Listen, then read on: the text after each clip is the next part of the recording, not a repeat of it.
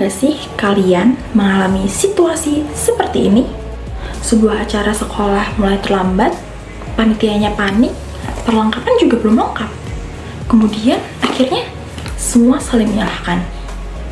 Atau mungkin dalam sebuah usaha kecil, pelanggannya mungkin banyak, tapi stoknya habis-habisan. Karyawannya juga kalang kabut. Akhirnya apa? Evaluasi besar-besaran. Semua orang udah berusaha, tapi kenapa masih berantakan ya? Itu karena usaha tanpa manajemen itu kayak kapal tanpa nakoda, berlayar tapi nggak tahu arahnya kemana. Apa sih yang dimaksud dengan manajemen itu? Halo semuanya, perkenalkan, aku Amanda Dea Margareta, mahasiswa S1 Pendidikan Ekonomi Universitas 11 Maret Surakarta. Hari ini kita akan membahas mengenai salah satu materi yang kita terapkan di kehidupan sehari-hari kita. Apa itu? Manajemen badan usaha. If you want my love, you gotta do what it does. If you want to sweet like sugar, you gotta give it up. I know you think I'm cool, but I don't wanna lie. Yeah, I'm gonna find you now. I need a little more, baby. Don't call me a friend. If I hear that word again, you might never get a chance to say me down. Apa sih yang dimaksud dengan manajemen itu? Menurut George R. Terry, manajemen adalah proses yang khas yang terdiri dari tindakan perencanaan, pengorganisasian, penggerakan, dan pengawasan yang dilakukan untuk menentukan dan mencapai sasaran-sasaran yang telah ditetapkan melalui pemanfaatan sumber daya manusia serta sumber-sumber lainnya. Jadi, bisa dikatakan bahwa manajemen merupakan ilmu yang mengatur sumber daya yang ada agar efektif dan efisien untuk mencapai tujuan yang telah ditetapkan dalam sebuah organisasi atau perusahaan. Tapi apa sih yang akan dikelola oleh manajemen itu? Manajemen akan mengelola 6 unsur manajemen yang biasa disebut dengan 6M. Unsur-unsur inilah yang akan menjadikan manajemen dalam sebuah organisasi berjalan dengan baik. Unsur manajemen yang pertama adalah man atau sumber daya manusia. Unsur ini adalah unsur yang paling penting karena tanpa adanya manusia, siapa yang akan menggerakkan perusahaan? Siapa yang akan menggerakkan organisasi? Jadi, unsur man adalah unsur kunci manajemen. Contoh nyatanya, di sebuah kafe pasti ada barista, kasir, manajer, dan koki. Mereka adalah sumber daya manusia yang menentukan kualitas pelayanan dari kafe tersebut. Itu yang dimaksud dengan unsur man. Unsur yang kedua adalah money atau uang. Tanpa adanya uang, manajemen tidak akan berjalan dengan baik. Karena apa? Karena tidak ada modal.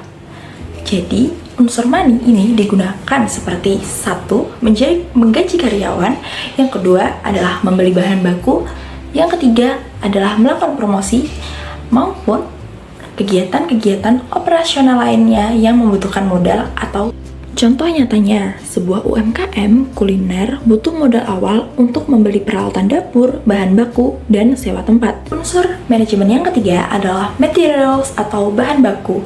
Bahan baku merupakan sesuatu yang digunakan untuk memproduksi suatu barang atau jasa dalam sebuah perusahaan. Contohnya adalah kafe membutuhkan kopi, susu, gula, cup, dan bahan lainnya untuk dijadikan sebuah produk untuk dijual. Unsur yang keempat adalah mesin. Mesin merupakan sebuah teknologi yang digunakan untuk membantu kegiatan operasional dari perusahaan. Contohnya adalah dalam sebuah kafe membutuhkan mesin seperti espresso, kompor, refrigerator, blender, hingga aplikasi kasir digital untuk menunjang kegiatan operasionalnya. Unsur yang kelima adalah methods. Methods adalah sebuah cara kerja atau metode yang digunakan dalam melakukan sebuah pekerjaan. Contohnya adalah ada SOP, yang kedua ada standar melayani atau prosedur melayani, dan yang ketiga ada standar kerja. Contohnya, kafe punya SOP untuk membuat latte, seperti berapa takaran espresso yang digunakan, suhu susunya berapa, waktu penyajian, hingga standar kebersihan. Unsur yang keenam adalah market. Market merupakan siapa yang menjadi sasaran produk atau jasa dari suatu perusahaan atau organisasi. Contohnya, kafe menentukan target pasar seperti mahasiswa, pekerja kantoran, atau keluarga yang mempengaruhi harga serta menu dari kafe tersebut. Lalu, bagaimana cara kita untuk mengelola 6 unsur manajemen tersebut? Untuk mengelolanya, kita membutuhkan 4 fungsi manajemen. Fungsi yang pertama adalah planning atau perencanaan. Perencanaan merupakan suatu fungsi organisasi untuk menentukan tujuan sebuah organisasi atau perusahaan. Jadi, perencanaan itu diibaratkan seperti kita membuat peta sebelum kita berangkat menuju ke suatu tempat. Sehingga kita harus mengetahui, yang pertama, what, kita mau kemana? Yang kedua, why, kenapa sih kita harus ke sana? Yang ketiga, who, dengan siapa kita mau ke sana? Yang keempat adalah how, kita menggunakan jalan yang mana untuk ke sana? Yang kelima adalah when, kapan kita berangkatnya? Dan yang keenam adalah where, di mana kita akan berlabuh dan melakukan kegiatan yang kita tujukan. Contohnya, Indofood ingin membuat varian Indomie baru, misalnya Indomie renang pedas. Mereka tidak asal produksi. Pertama, mereka akan merencanakan siapa target konsumennya, kapan varian baru diluncurkan, bagaimana promosi dilakukan, dan berapa anggaran yang dibutuhkan. Tanpa perencanaan ini, produk baru bisa gagal total. Fungsi yang kedua adalah organizing atau pengorganisasian. Pengorganisasian ini merupakan suatu kegiatan membagi dan mengalokasikan pekerjaan setiap anggota atau setiap individu ke dalam tanggung jawabnya mereka masing-masing dan sesuai dengan kemampuan mereka masing-masing.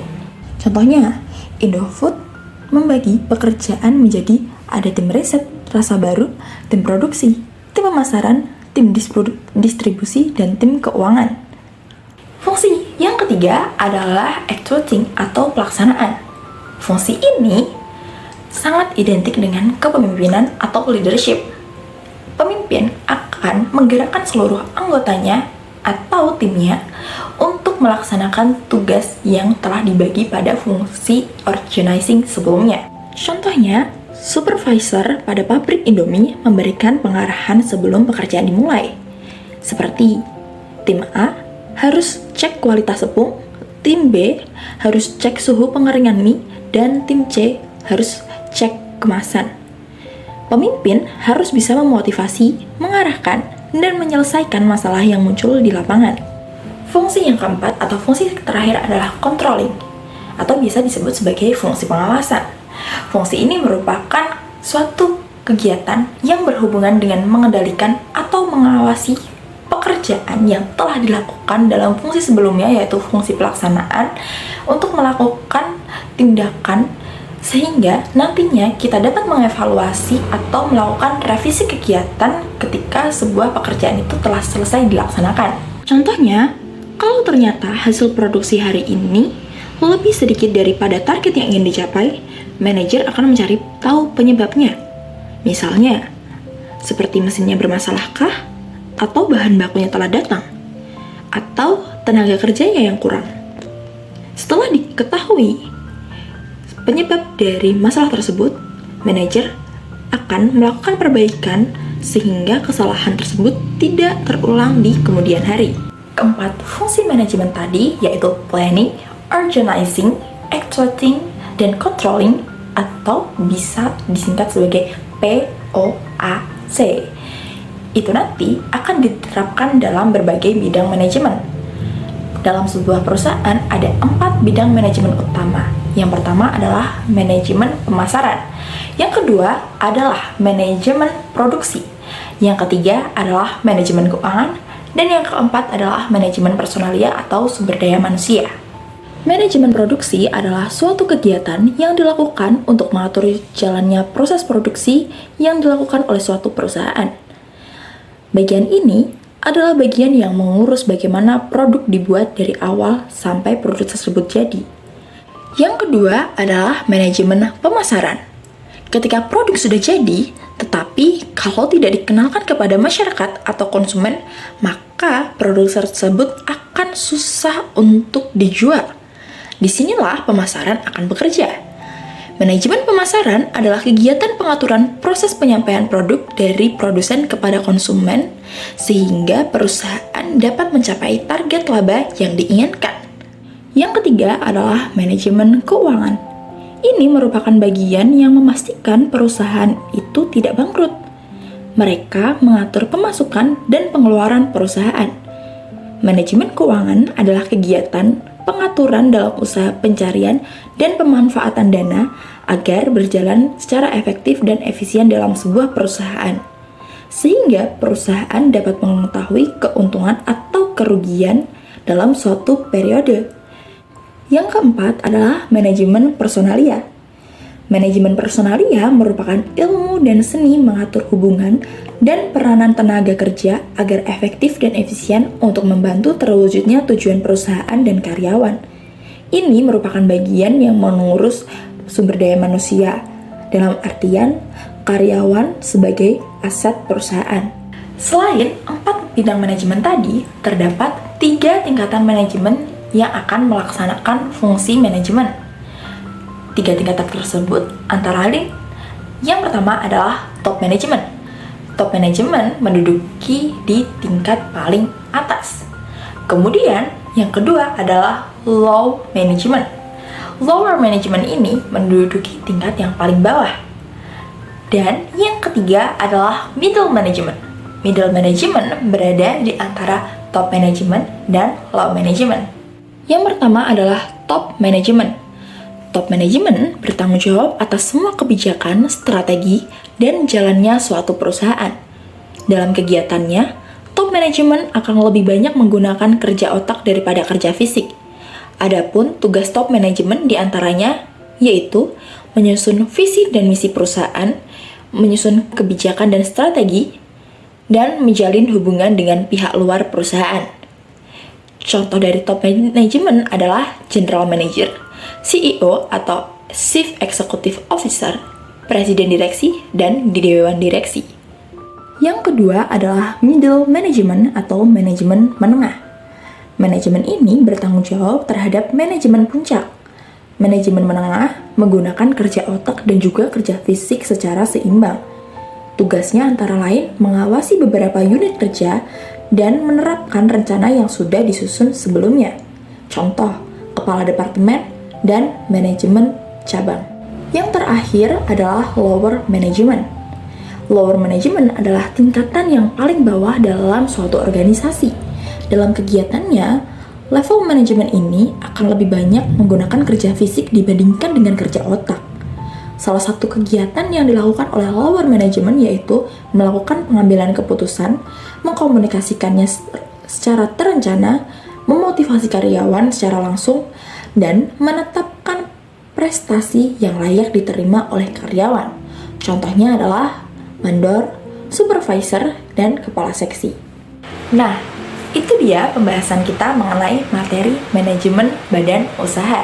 Sebenarnya, apabila disederhanakan, manajemen merupakan salah satu cara yang dapat kita lakukan untuk memastikan semua hal yang telah kita rancang itu berjalan sesuai dengan apa yang kita inginkan, sehingga kita dapat mencapai tujuan yang awalnya telah kita rencanakan.